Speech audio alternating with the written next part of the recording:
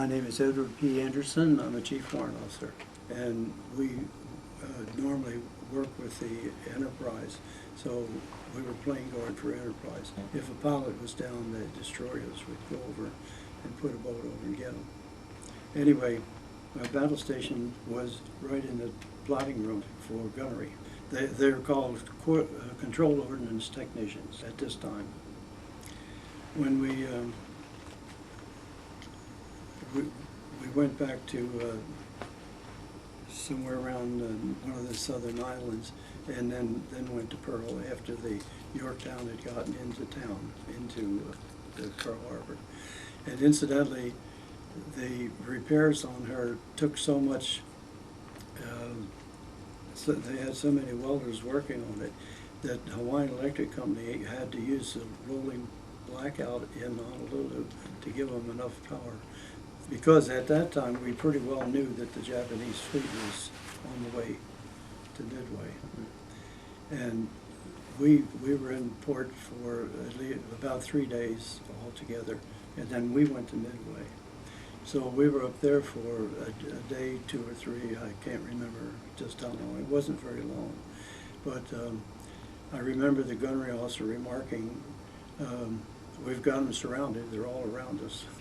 And he didn't amplify that remark, so we didn't know that they had close to 200 ships coming in there against us. And there was, of course, the four carriers. And in the book, The Incredible Victory, it states that the Torpedo Squadron 8 was wiped out. Anyway, the battle went on all during the day, and we were not engaged in anything other than staying with the Enterprise. And then we were detached late that afternoon, and we came back to the area where the Yorktown was. She had taken 2 torpedoes and was listed to starboard very badly. And we went alongside, put double hawsers on, and put 440 volt submergible pumps in, trying to pump her out, and we couldn't do that. So I went on dog watch. So I went down to the plotting room about 3:45, and all of a sudden the GQ rang, and I started cutting in the battery, and just at that time 4 torpedoes was on the way. So 2 of them hit us, 1 of them hit the carrier, 1 passed to the front of the carrier, as I understand. And they said we sank in 1 minute and 36 seconds, but I do not believe that, because I had time. When I left, the water was coming down the double ladder into the space where I was, and I didn't know it was full of fuel oil either.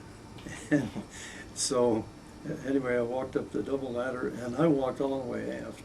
And by that time, she was listing, showing down at the bow. And for a few seconds, I watched the torpedoman setting the depth charges on safe. And then everybody was going off on the starboard side, and there wasn't any room to go over. So I went off the stern. I couldn't really tell the time, 45 minutes. I was a strong swimmer, and started swimming towards the other ship. The Benham was in the vicinity, and I started swimming towards that. And during after the first 2 or 3 minutes of the swim, I went. There was an explosion, and that's what killed a lot of our people, and the compression injury, and I got that too. So the Benham's whaleboat picked me up, and I don't know who else, but they picked me up, and they threw me in a bunk, and I don't remember the trip down to no recollection.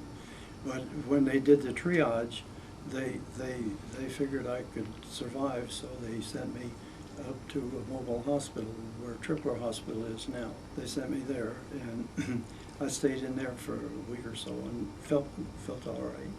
And then I was shifted back to the general duty, and then I went to survivor's leave.